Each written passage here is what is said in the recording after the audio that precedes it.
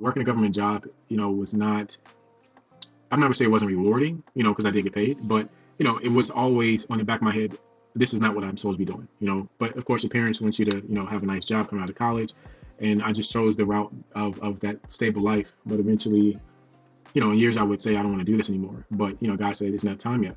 But when he told me, I did not second guess it. He said it's time for you to go, and I resigned. Without a question. Of course, I called my wife and asked her. We had just got married, like I think 5 months prior, and I called her and said, "Hey, God's telling me to resign from the job." And I'm thinking she's gonna be like, "What are you talking about?" The typical. But she was supportive. She said, "I've been praying for God to move on your behalf," and so I'm on the phone like, "Hello, is this? Are you sure about this?" Like, I'm resigning. Like, I'm leaving my job. Like, no more income. And but that was a moment God said, "Do you trust me? Do you trust your paycheck?"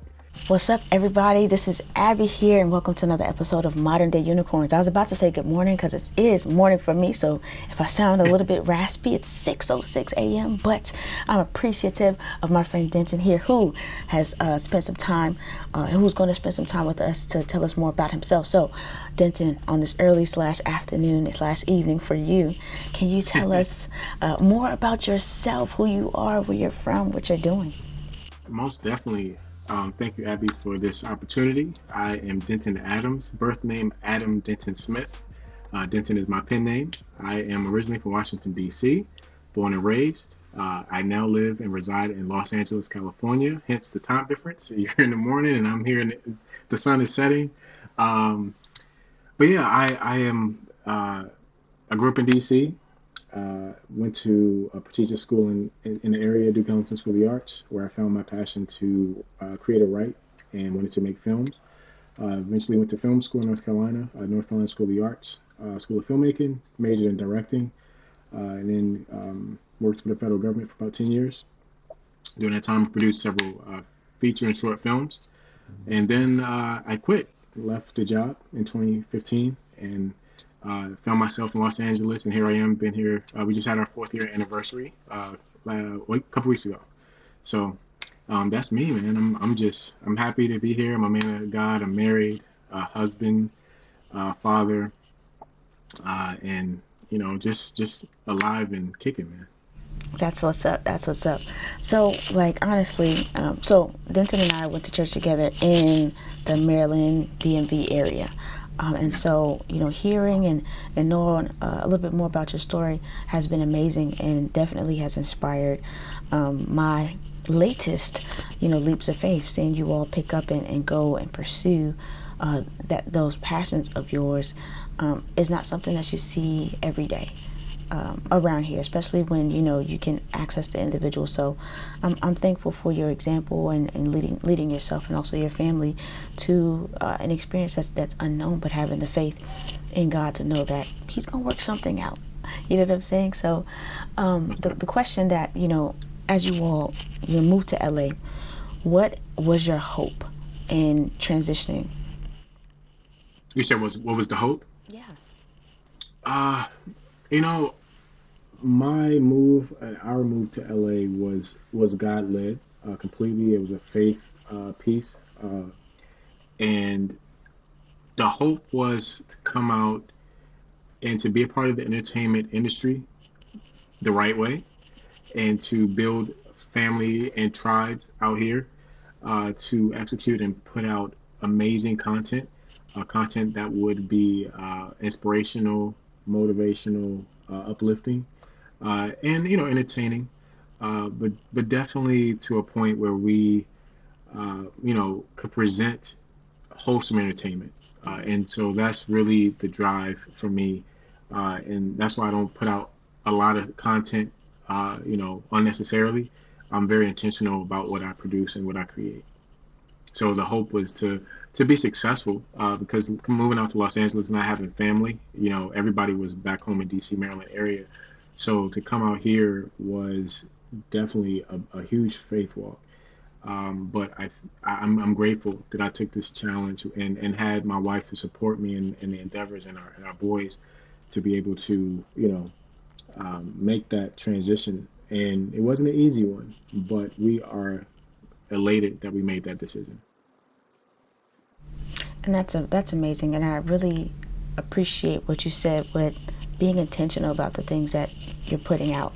We were speaking a little bit earlier, and in today's world, people are just throwing things out every single day in an effort to, have some attention and things of that nature. So I appreciate that. So, what sparked your interest in, content creation, filmmaking from the beginning before you even went to school? What was that? Where was that birth? So since the age of 4 or 5, I always wrote movie ideas, right? So I never seen a PG-13 movie at the age of 5, but I always identify PG-13 movies as action-packed violence and stuff like that. So I would literally write stories, and then I would do a book cover, like a drawn book cover, and it'll say, whatever. Let's say superhero, on the front I would write the rating PG-13. I had never seen a PG-13 movie. But it wasn't until I turned about 13, went to go see Jurassic Park, and we were in the movie theater, and it happened to be raining that day. It was like a really bad storm, and I remember this to this day. We were sitting there watching the film, and the moment where the T Rex is running after Jeff Goldblum, he's in a Jeep. They found him; his leg was jacked up, and they're driving. At that moment, the movie theater shut off, like the shutdown, like the lights and everything went off, like the storm had taken the power out, and of course everybody was freaking out because this is now like this is Jurassic Park, this is '93, this is like dinosaurs that come to life, and the power came back on within like 2 minutes, and the movie was still playing, and so now when it came back on, the dinosaur was at us, right? It was trying to eat Jeff Goldblum's leg off as they were driving. And that moment made me realize how impactful film was.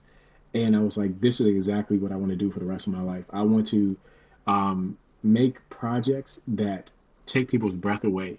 And I felt like in that space, the movie theater, it takes you away from reality for about 2 hours.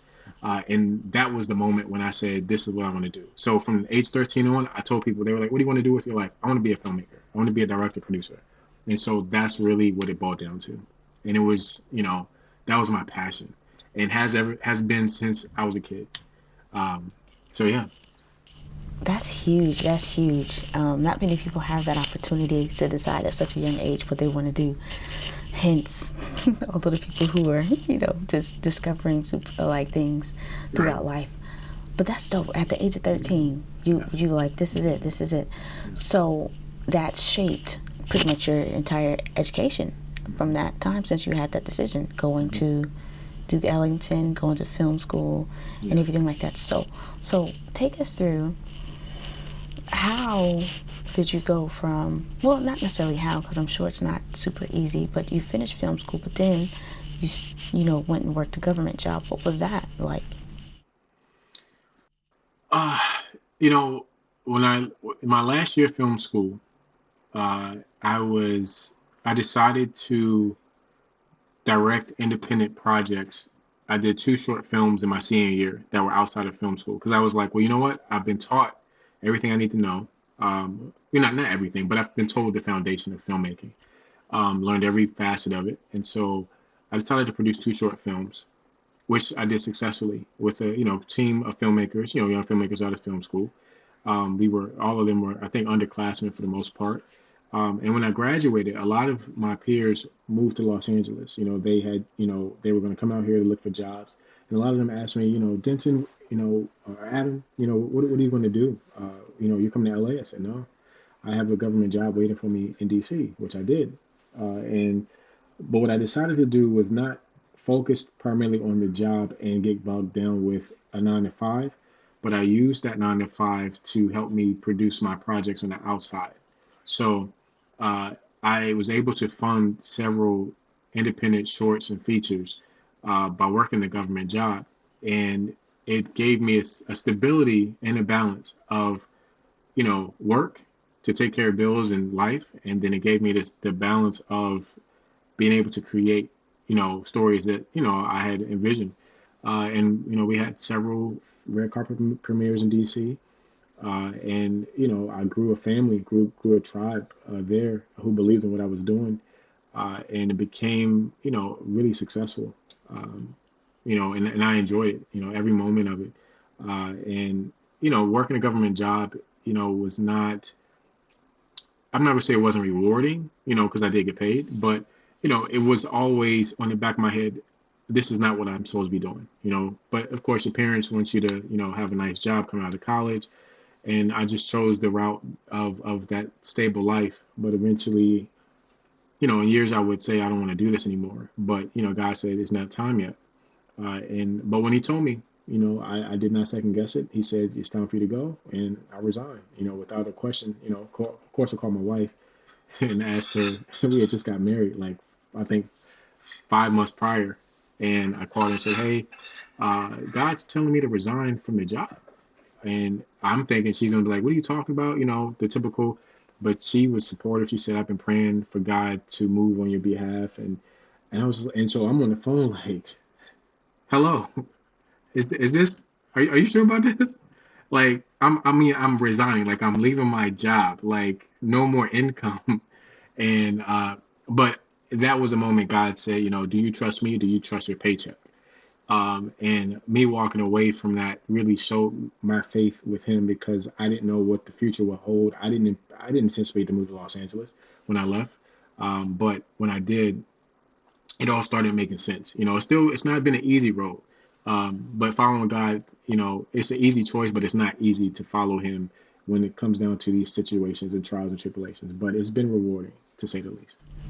I completely understand and definitely want to, highlight the fact that there's many things that we want to do and that we may be passionate about. The answer isn't always necessarily quit your job. Hmm. Maybe not to quit your job immediately. Maybe Right. there's still certain things that you need to learn. I know that in my recent transition, it wasn't necessarily a possibility for me to just up and put in my 2 weeks with the responsibility I had within the education system.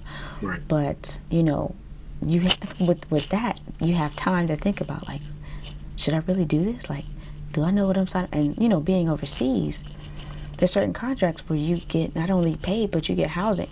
So I'm Hmm. just like, well, Abby, you're about to leave your job that's paying you tax free, who's also housing you tax free, who's also paying your insurance and everything. So trying to outweigh the situation when you've been given instructions can be Hmm. destructive at times, even if it doesn't make sense. But God has opened many doors. But I just want to clarify for the listeners that whomever you believe in, make Hmm. sure, or not even just make sure, but like the answer isn't like, yes, I want to make comic books. I quit my job today. Hmm.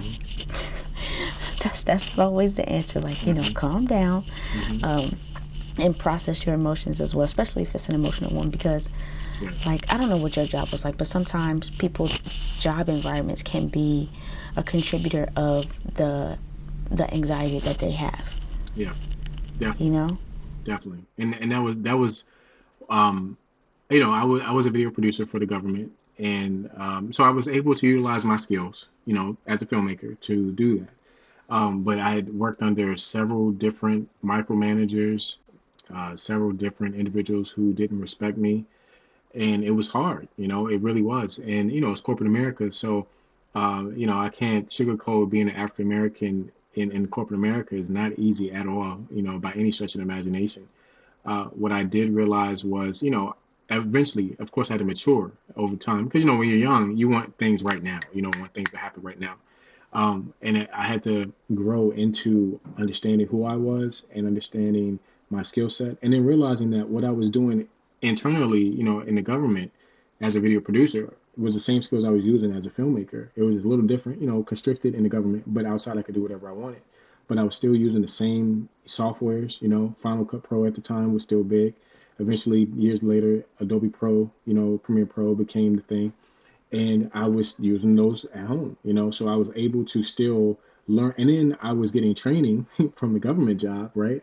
They would send me to go get training on motion and editing and different certain softwares that I was using at home. So now I'm like, okay, let me take what I'm gaining. I'm getting free training that's costing thousands of dollars that I don't have, but they do. They pay me to go to utilize at work, but then I'm using the skills that I have there, and now I'm applying them into my movies, right, in my projects. So I had to realize that there was a give and take, with all of that.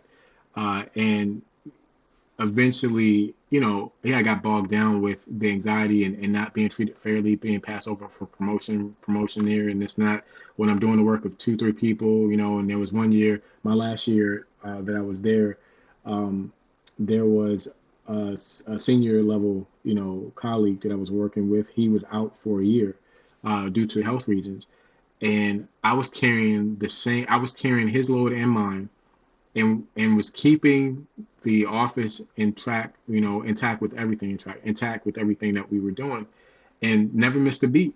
And I'm doing the job of two people, one who's a senior officer and myself, and I got passed up for promotion. And this is the same year, got married, got my master's, and I'm thinking, I was in school for a whole year, get my master's, because I was like, okay, well, I'm gonna prove to them that I can do a lot of things, and I got passed up for her promotion, and I was like, man, like this right here, this hurts. This is really difficult.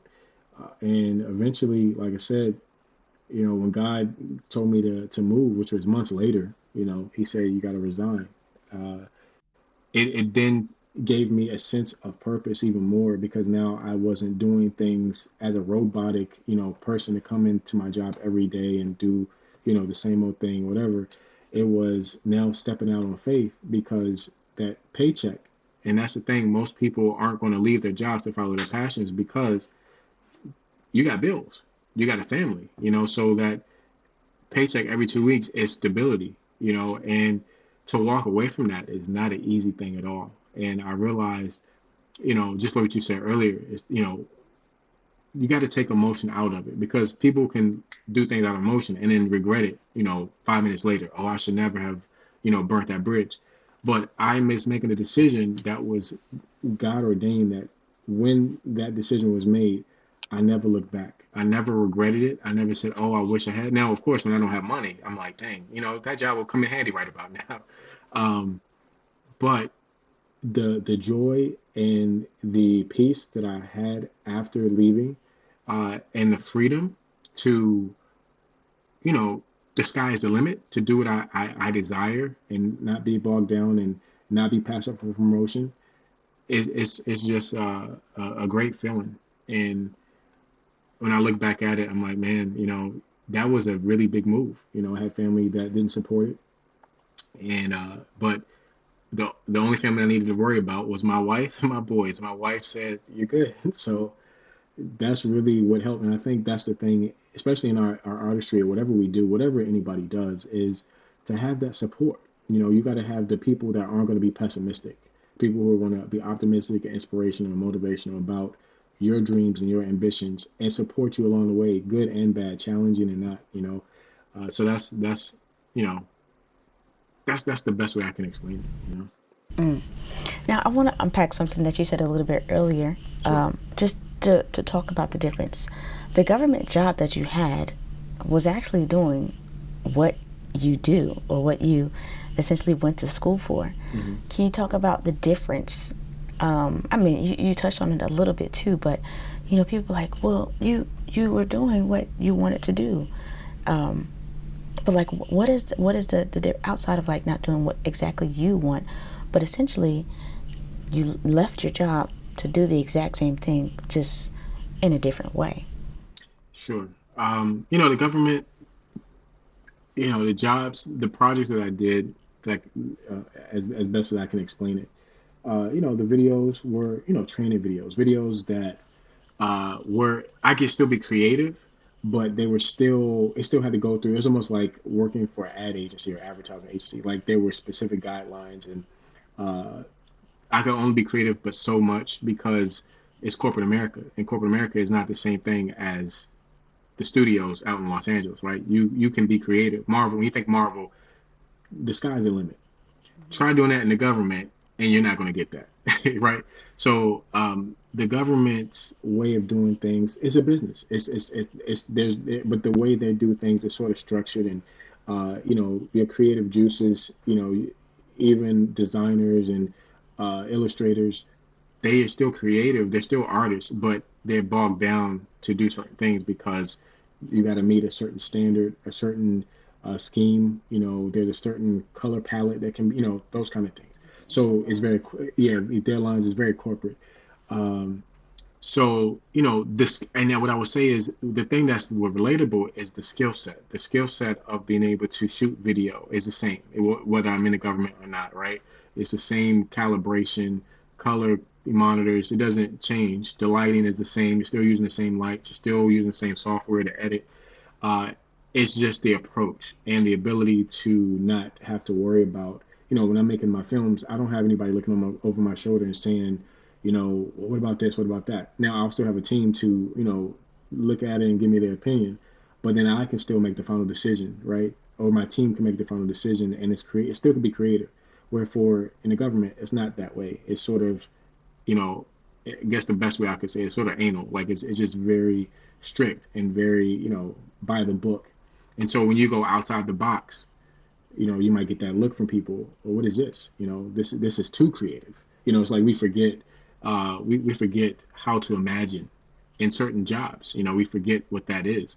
We forget. It's almost like being a kid. We forget what that was like as adults because you're grown now, but you're still that kid. You're just grown. You're just a mature version of that child. So me, that 13-year old who sat there watching Jurassic Park, I'm still that guy. I'm just older, but I'm still the imaginative, creative individual that God made me to be. So when you're bogged down and you're not able to be your full self, it makes you question who you are and what your purpose is. So the reality is too, you're working for someone else, right? When you're working in the government, whatever, you're working for someone else, and that's fine. I'm not saying that's not a bad thing for anybody else, but for artists, if we're put into a box, it's so hard to be who we are. So when you allow us to grow and allow us to paint the canvas, allow us to, write the book we want to write. Well, now it's endless, it's limitless because now we're not restricted. And I think that's what the difference was. Is I was able to not be restricted on the outskirts of the walls of the government, but in the government, I'm restricted to a certain code of, how things need to be done. And that was always a pull and constraint, for me, where I was like, man, I want to be this creative, but then I have to scale it back, and that's the difference. Mm. And another point I want to make, I had a conversation with somebody a while ago that some people can, thrive in that particular environment and other people can't. Um, yeah, some people can be like, this is awesome. Like I will crank it out any way it needs to be done because I get to do what I like. And there's other people just like, I just need to stop clipping my wings. So let's talk about, okay, fully transitioned to LA. Mm-hmm. What was some of your, and correct me if I'm wrong, you transitioned to LA to become an independent filmmaker, if you will. What were your initial steps? What did you do to get, and we're going to talk about where you are today, but Mm-hmm. what were some of the first things that you had to get established? Well, Los Angeles is a funny place because it's a hub where everybody and their mom does exactly what you do. So if you're a graphic artist, they're graphic artists. If you're an actor, many actors, right? So being a filmmaker, there's plenty of filmmakers out here. The other directors or the producers. So compared to being in DC, where it might be a few people you run into, or if you do events, you might run into this independent filmmaker in DC. Out here, everybody is doing something, and most likely they're either a filmmaker, an actor. They're in media somehow. They're in entertainment, singer, whatever. So when I came out, I had a job working for LA Unified School District, which is the second largest school district in the world. And I um, was a film producer for them for about 2 years, and it was a contract position. The irony is, coming out here, my mentor who brought me out said, "Hey, just want to let you know your contract has been approved, but you're only going to be making $25,000 for the year." Now, we know that $25,000 in DC is nothing. Being out in LA, which is a little bit more expensive, I think, is nothing at all. But once again, it goes back to God being an orchestrator and doing everything. And my wife, being in the medical field, she was eventually able to find a position which helped to balance. But I was able to be creative. I was able to produce, some amazing content. I was working on an Emmy-nominated TV series that was called Spotlight Arts, which focused on the education of arts education of students around LA Unified School District in different school settings, and just aiming the spotlight on these young, talented artists, dancers, visual artists, filmmakers, instrumentalists, and I was able to help produce content that was syndicated on which is the PBS station out here, KLCS, and it was Emmy nominated, and so it was really great to work with other creatives, like-minded individuals, but that just gave me the ability to work professionally here. But then I was able to grow as a creative and build relationships with other actors and producers and editors. And so, as a independent director out here, eventually my goal is to be signed or connected to a studio where I'm actually, whether Netflix, Hulu, Amazon, whatever the case may be, to be a creative within the realms of those studios. But right now, yes, I'm still independent, and but it's allowed me to be creative with so many other talented artists out here, and it's been an amazing journey thus far, to do that.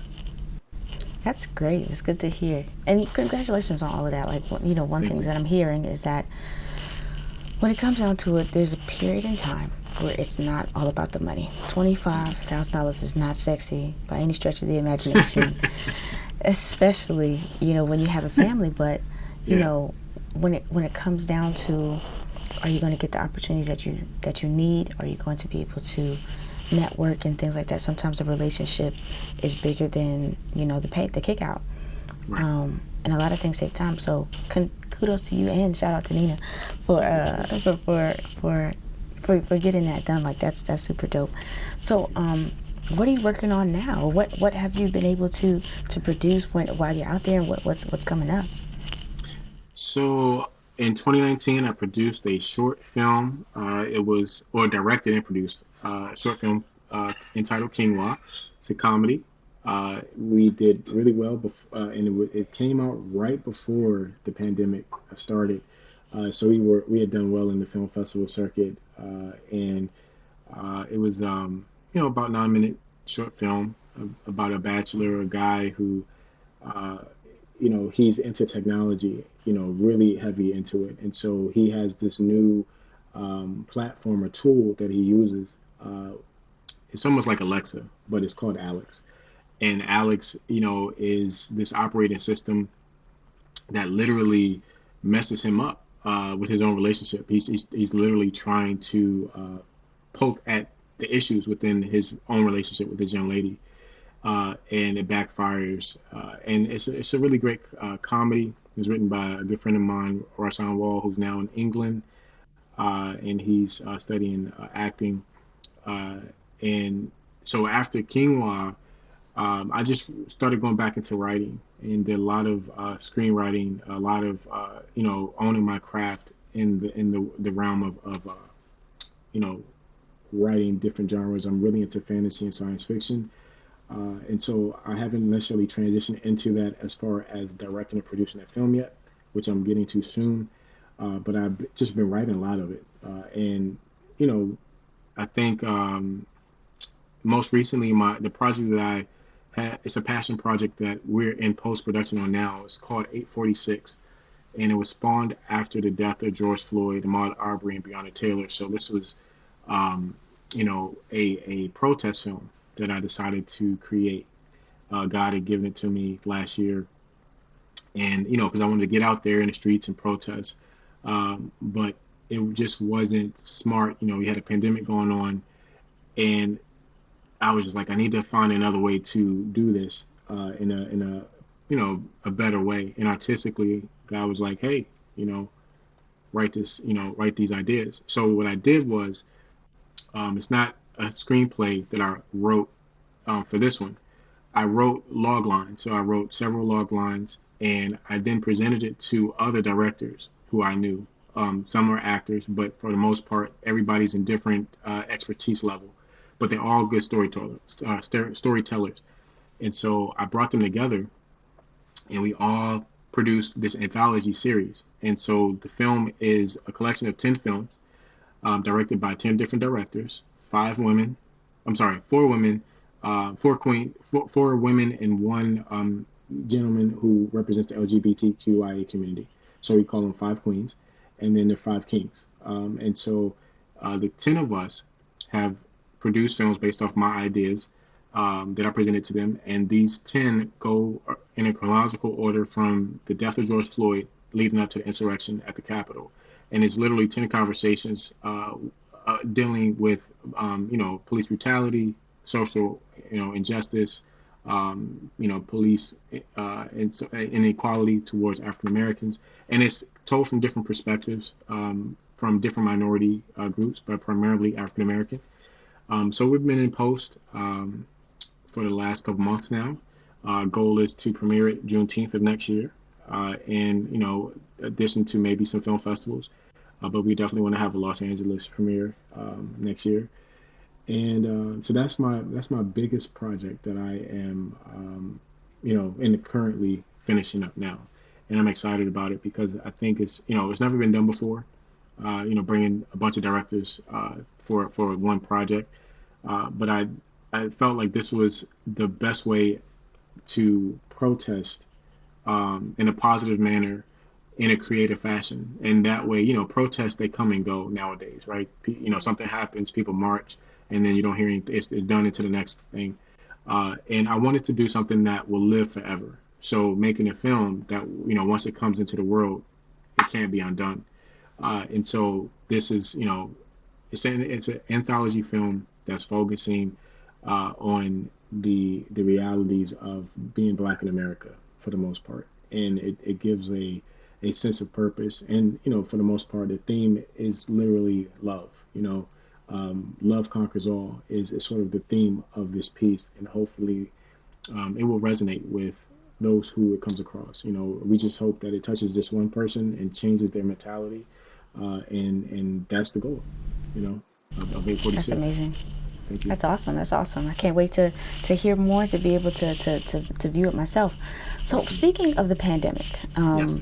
we know it could be great or not awesome for creatives, especially in this role where you need to kind of be with people and things of that nature. So I can't even say the hype because we don't know where it's going, but Right. initially, what did the pandemic do for slash to, or how have you been able to navigate through the various stages of the pandemic and still be able to fulfill your passion? It's been challenging. I'm not going to say it was difficult, but it was challenging. Trying to produce a feature film in the pandemic is not easy, because now we have to do, COVID testing. We have to have a personnel on the crew now, considered a CCO, or COVID compliance officer, which was, before the pandemic, that wasn't the case. Normally your first AD is your safety officer on set, but now, we've had to ensure parameters are met, safety precautions are done correctly. It's funny because one of the films that we didn't get chance to produce, it was, it was supposed to be 12, but then it became 11 films, and then it became 10. So it was equal, men and women.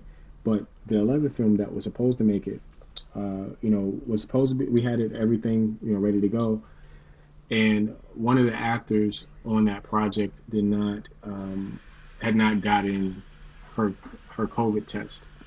By the time we needed it to be done, and because of that, and I know she had been traveling prior to, and so safety precaution was, we can't allow this person on set, which means the director can't direct his project, and so we had to cancel it.